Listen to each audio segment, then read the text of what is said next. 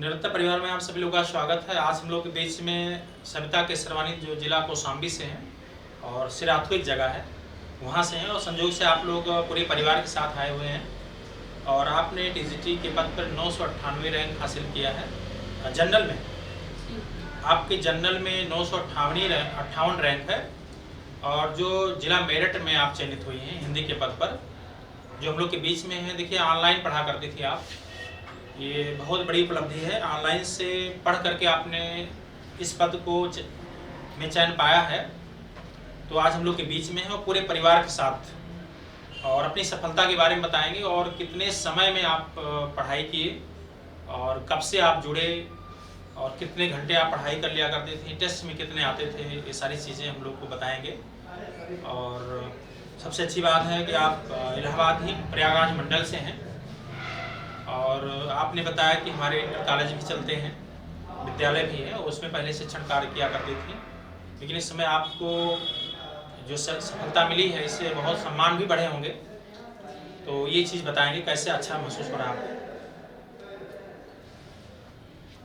सबसे पहले तो मैं आदरणीय गुरु जी के चरणों में चरण स्पर्श करना चाह रही हूँ, क्योंकि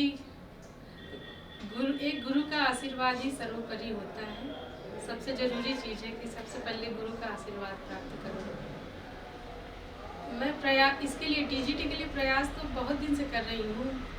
मतलब वो समझ लीजिए मैंने 10 साल से प्रयास किया, लेकिन छोटे छोटे बच्चे होने के लिए कारण और गृहस्थी का बहुत सारा लोड होने की वजह से मैं उतना ज़्यादा समय नहीं दे पा रही थी इसके लिए।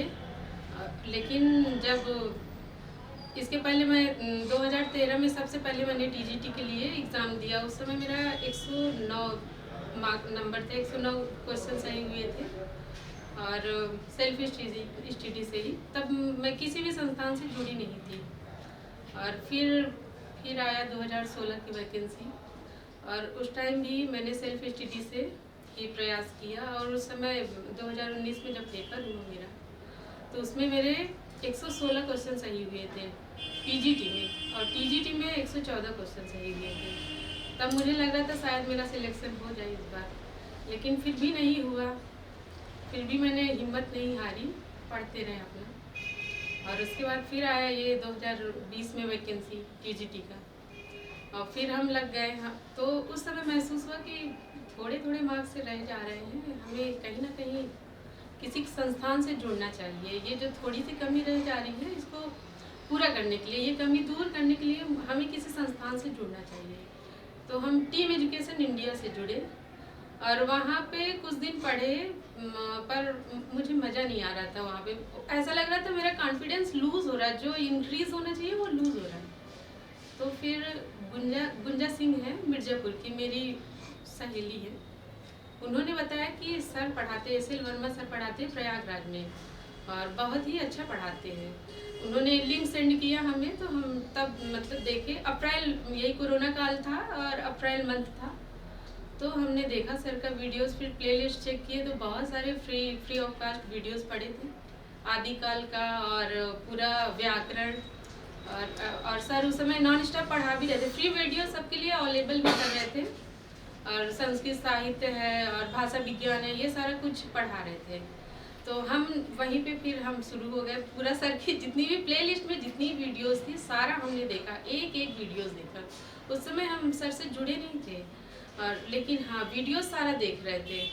और फिर समझ लीजिए पढ़ते पढ़ते जून आ गया, और तब भी सर का ऐसे कोरोना के चक्कर में ऑफलाइन क्लासेस बंद थी और ऑनलाइन ही सर सबको क्लासेस प्रोवाइड कर रहे थे। तो फिर आया ये हुआ कि अब ऑनलाइन जो भी बच्चों को free of cost video send किया जा रहा है वो बंद हो जाएगा, सिर्फ ऐप पे पढ़ाएंगे। तब हम लोग के अंदर खलबली बच्चे, अब क्या होगा, अब तो सर जी का सानिध्य छूट जाएगा। फिर हमने, गुंजा जी ने, नीतू सिंह ने और कई लोगों ने मतलब एक साथ एडमिशन लिया कि नहीं, हमें जब तक पेपर ख़त्म नहीं हो जाएगा, हमें कैसे भी करके जो भी पैसा लगे उसका चिंता नहीं, हमें सर जी से पढ़ना है।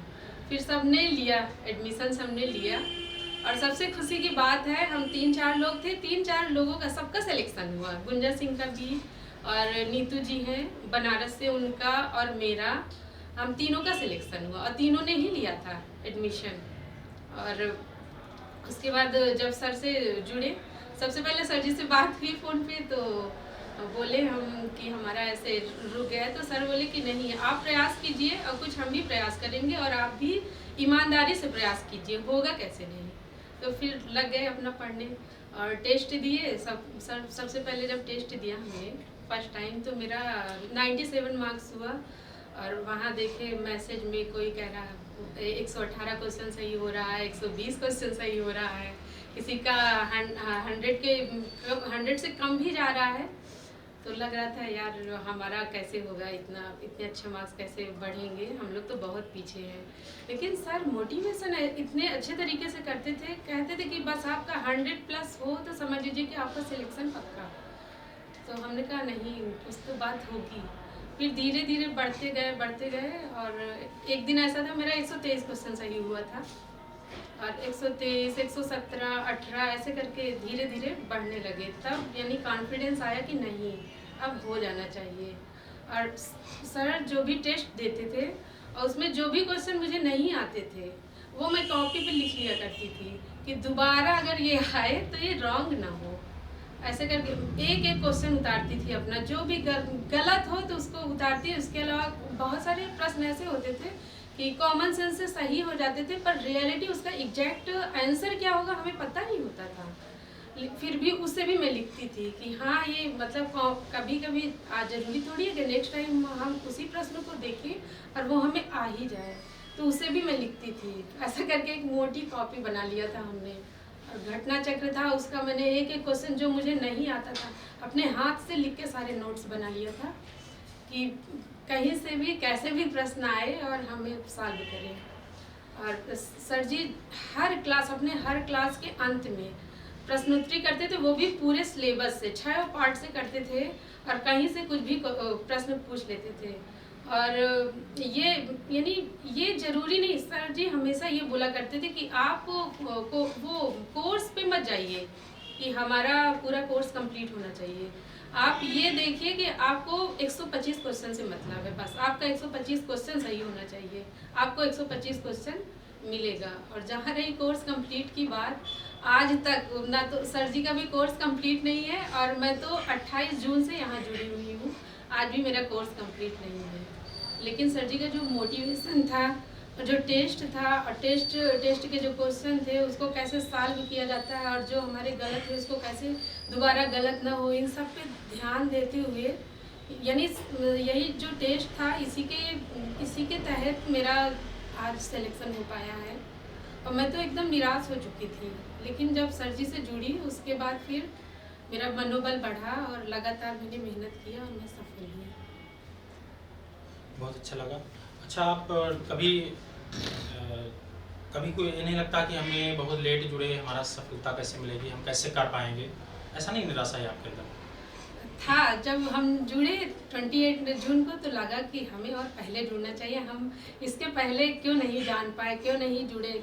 हम और गुंजा दोनों लोग पछता रहे थे कि अप्रैल में ही एडमिशन ले लिए होते तो हम लोग पिछला जो भी कोर्स था सब पूरा कोरोना काल में सब पूरा हम लोग अपना घर पे पूरा लिख डालते और उसको अच्छे से नोट्स भी हो जाता, उसे अच्छे से पढ़ते। ये चीज़ मतलब एक कशिश थी दोनों के अंदर। ये अच्छा, कितना प्रश्न आपके सही थे तो बड़ी अच्छी बात है कि आपने जितने लोग जुड़े थे तीनों लोग सेलेक्ट हो गए। हाँ, तीनों लोग सेलेक्ट। तो कितने प्रश्न आप सही कर पाए थे टीजीटी में? हमारा 78 क्वेश्चन सही हुआ था। अच्छा, 78 प्रश्न जी। ओबीसी में?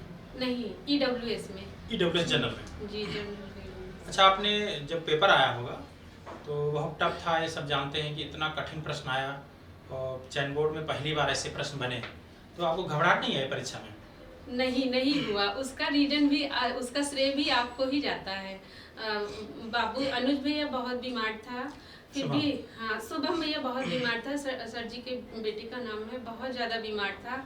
उसका समझ लीजिए प्लेटलेट्स इतना डाउन हो गया था कि कोई रास्ता नहीं दिख रहा था। फिर भी सर यानी लास्ट टाइम जब एकदम पेपर की डेट थी उसके 2-3 दिन पहले सर आए और लाइव हुए और हम लोग को मोटिवेट किए और ये बोले कि जो भी सिलेक्शन होता है कठिन प्रश्नों से नहीं होता है, सरल प्रश्नों से होता है। आपका सरल नहीं गलत होना चाहिए, आपका मैनुअल फॉल्ट नहीं होना चाहिए बिल्कुल भी। बहुत ही आराम से एक बच्चे की तरह एक प्रश्न को 2 बार 3 बार आप आराम से पढ़िए, उसके बाद आप टिक कीजिए।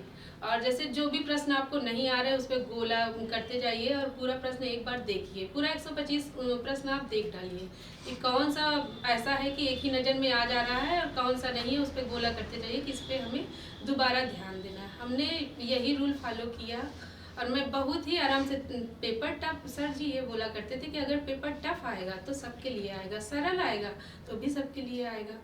तो मैंने शुरू से अंत तक 125 क्वेश्चन तक पहले बहुत ही आराम से पढ़ा और देखा, बिल्कुल भी घबराहट नहीं हुई मेरे अंदर।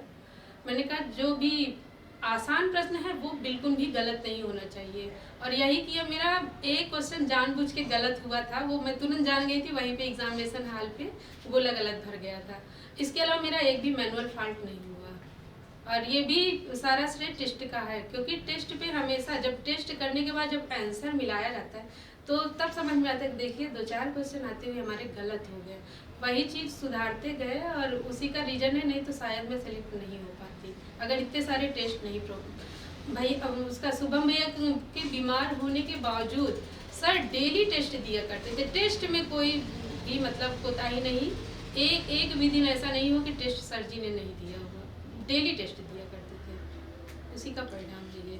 बहुत अच्छा लगा सत्ता के सरवानी जी से बात करके, और संजोग से हम लोग के बीच में और भी कुछ कहना चाहेंगे? हाँ, मैं और कुछ कहना चाह रही हूँ सर। यूट्यूब पे मैं अक्सर देखा करती हूँ, सभी लगभग सभी को ही बोलूँगी, ज़्यादातर संस्थान यही देखती हूँ कि अपना टेस्ट बनाएंगे और वो कहेंगे हम इतने 100 में दे रहे हैं और आप अपना टेस्ट ले लीजिए और पढ़िए, आप सक्सेस हो जाएंगे। लेकिन हमारे आदरणीय सर जी के अंदर ये मतलब जैसे इंसान लालच में अपने टेस्ट बेच देता है, सर जी ने ऐसा कभी नहीं किया। यानी वो जो भी टेस्ट प्रोवाइड करते थे वो अपने बच्चों के लिए प्रोवाइड करते थे कि आप मेहनत से पढ़िए, इसका प्रचार मत कीजिए। कुछ पैसों के लालच में आकर उन्होंने अपने टेस्ट को नहीं बेचा, नहीं, लगभग सारे संस्थान ऐसा करते। लास्ट टाइम पे कहेंगे 1000, 1500, 2000 का आप टेस्ट ले लीजिए, 100 टेस्ट है, 150 टेस्ट है और इसमें आपको अच्छे मार्क्स मिल जाएंगे, आप सक्सेस हो जाएंगे। लेकिन सर जी चंद पैसों की लालच में उन्होंने ऐसा कुछ भी नहीं किया। और एक चीज़ और मैं कहना चाह रही हूँ, मैं समझ लीजिए एक हाउस वाइफ हूँ और मेरे 2 बच्चे हैं छोटे छोटे और मेरी माता जी हैं, मेरे पति, मेरा इतना छोटा सा परिवार है। पूरे परिवार की जिम्मेदारी उठाते हुए और मैंने पढ़ाई किया और आज मैं सक्सेस हूँ। तो मेरे जैसे जो भी बीएड करके बैठी हुई हैं, जो भी बहनें, और उन्हें अगर उनके मन के अंदर आता है कि नहीं हमें इंटर कॉलेज की अध्यापिका बनना है तो वो कर सकती हैं। जब मैं कर सकती हूँ तो वो भी कर सकती। मैं सारा काम करते हुए भी मैं 12-13 घंटे पढ़ती हूँ। जब मैं पढ़ सकती हूँ तो आप भी पढ़ सकती हैं। अगर आपको लालसा हो तो आप संपर्क कीजिए सर जी के संस्थान से और आज ही से मेहनत, आज ही से जुट जाइए और निश्चित है आप भी एक दिन सफल अध्यापिका बनेंगी। बहुत अच्छी बात बताएं आप सत्ता जी, हमको भी नहीं मालूम था कि ऐसे भी परिस्थितियों में आप लोग 1-2 महीना जुड़ करके आप सफल हुई। और देखिए अगर किसी का सपोर्ट है परिवार में, अगर पारिवारिक है तो पति का, या परिवार से नहीं जुड़ी हैं गृहस्थ जीवन तो या माता पिता का या भाई का, तो ये तो बहुत ही सहयोग मिलता है परीक्षा उत्तीर्ण करने में और पढ़ाई मन भी लगता है। अगर किसी भी नहीं सपोर्ट होता है तो बहुत सारे लोग देखिए कहते हैं कि मेरी सफलता के लिए मेरी पत्नी का, मेरे पत्नी कहते हैं पति का, लेकिन बहुत सारे लोग ऐसे भी होंगे कि कोई सपोर्ट नहीं मिलता है। और आज ऐसे भी जो राम भक्त कवि के गोस्वामी तुलसीदास भी थे, देखिए माता पिता नहीं स्वीकार किए और कुछ विद्वानों के अनुसार माता चाहती भी थी, लेकिन देखिए वो कहीं न कहीं नरहरयानंद ने उनको राम कथा सुनाई और यहाँ तक पत्नी ने भी धिक्कार दिया। तो इस तरह के आपके करियर में भी बहुत सारे हो सकते हैं कि आपके पैसे के अभाव में आप हमेशा नकारात्मक सोचते हैं। तो गोस्वामी तुलसीदास तो कुछ भी नहीं था उनके पास भी, लेकिन देखिए कहीं न कहीं उनको वो ज्ञान मिला, लेकिन उनके अंदर दृढ़ इच्छा शक्ति तो रही होगी और कहीं न कहीं कोई मिल ही जाता है। तो इस तरह के कभी निराश होने की ज़रूरत नहीं आप लोग को, और ये भी ना सोचे कि पैसे से ही नौकरी मिलती है। अगर आप, ईश्वर ने आपको 2 हाथ दिए हैं, समझ दिए हैं, अगर आप खड़े हैं कहीं तो आप मंद बुद्धि के नहीं। अगर आप बीए में किए हैं, बीएड हैं, हिंदी पढ़े हैं, तो भी आप अपने आप को अयोग्य मत आंकिए। आप एक सफल इंसान बन सकते हैं। और हम लोग के बीच में देखिए आप भी आपके जो पति जी हैं संयोग से परिवार आए हुए हैं जी। और आप इंटर कॉलेज चलाया करते थे। और देखिए आपको मुझे लगता है कि जो इंटर कॉलेज चला रहे होंगे बहुत बच्चों का फ्यूचर आपके हाथ में है, लेकिन आपको जो सफलता हासिल पत्नी द्वारा मिली है या पत्नी को जो एक शिक्षिका बनी है इंटर कॉलेज की, आपको बहुत सारी बधाइयाँ मिली होंगी। शायद इतनी बधाइयाँ आप जब इंटर कॉलेज खोले होंगे शायद ना मिली हो, बहुत सारे लोग पैर खींचने के लिए भी तैयार रहे होंगे, लेकिन देखिए आपको जो खुशी मिली है आप बताने का प्रयास करेंगे। अब आपका कितना योगदान है आपके पढ़ने में ये भी आप बताने का प्रयास करेंगे, ताकि बहुत सारे नकारात्मक सोच के लोग हैं। एक लोग थे वो अपनी पत्नी को पढ़ाना नहीं चाहते थे, लेकिन वो किसी के कहने पर निर्णय लिए, अपना भले नहीं हो पाए, पहले पत्नी का ही सिलेक्शन हुआ। तो ऐसे बहुत सारे ऐसे उदाहरण होते हैं। तो हम लोग के बीच में आप परिवार के साथ आए हुए हैं, अपने भी बताएंगे कि वास्तविक रूप से आप इतना मेहनत करते थे जो आपने बताए हैं।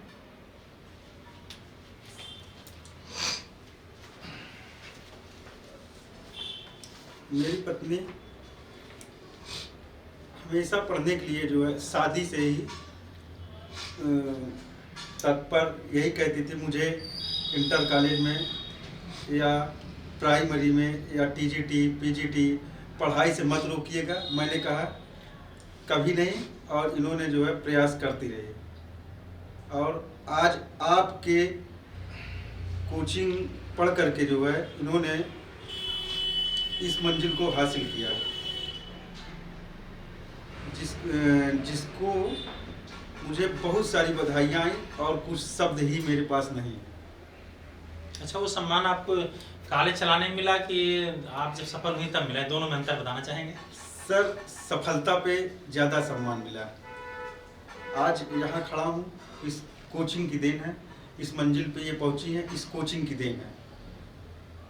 अच्छा, आप जब पढ़ा करते थे तो आपकी निराशा नहीं आती थी? ऐसा लगता होगा कि पढ़ रही देखा जाएगा? नहीं सर, मैं इनको मोटिवेट करता था, और ये 2 बजे रात तक पढ़ती थी तो मैं इनके साथ निरंतर जग कर इनको पढ़ाता था, यानी इनके पास बैठा रहता था। इनको कभी एहसास नहीं होने दे रहा था कि हाँ मैं जो है अकेली हूँ। अच्छा, आप वास्तविक रूप से आप हमेशा इतना मेहनत किया करते थे 8 से 10 घंटे? जी, हमेशा मेहनत किया करती थी, लेकिन मंजिल नहीं पहुंच पाती थी। आपकी कोचिंग से जो है जुड़कर 2-3 महीने में ही इस कामयाबी को हासिल इन्होंने किया। तो आपको कैसे अच्छा महसूस हो रहा है? कैसा सर, अच्छा महसूस किया तब तो आपके पास आया मैंने कहा गुरु जी से जो है आशीर्वाद दिला दूं और खुद ले आऊं। तो आपको ये इतने दिनों में जो सफलताएं मिली हैं, जो आप इस तरह का संघर्ष किए, और आपको क्या विश्वास जगह कि कोई भी नया भी अगर हो शुरुआत से पढ़ना चाहे तो उतनी मेहनत किए आ जाए तो क्या मिल सकती है उतनी कम समय में सफलता? जी बिल्कुल मिल सकती है। आप ऐसा उसको गुरु मंत्र देते हैं को कहीं फॉल्ट ही नहीं हो सकता। अभी क्लासेस देखा करते थे हमारे क्या? जी जी जी बिल्कुल देखा करता था, सुनता था। जब ये 2 बजे रात तक पढ़ती थी तो मैं क्लास देखता था, पढ़ता था, आपका शब्द सुनता था। मुझे भी लगता था कि काश मुझे भी ये पहले से ही गुरु मिल जाते तो आज मैं भी कहीं होता। बहुत अच्छा लगा आपसे। और भी कुछ कहना चाहेंगे आप? नहीं सर, और कुछ नहीं कहना चाहता। करना आपको ठीक है, बहुत अच्छा लगा। देखिए, आप जो है इंटर कॉलेज आपके स्वयं होने के बावजूद भी आप जो है तैयारी किए, और जो एक सम्मान होता है, ज़्यादातर हम लोग सम्मान के लिए पढ़ते हैं, तो बहुत अच्छा लगा आप लोग से बात करके।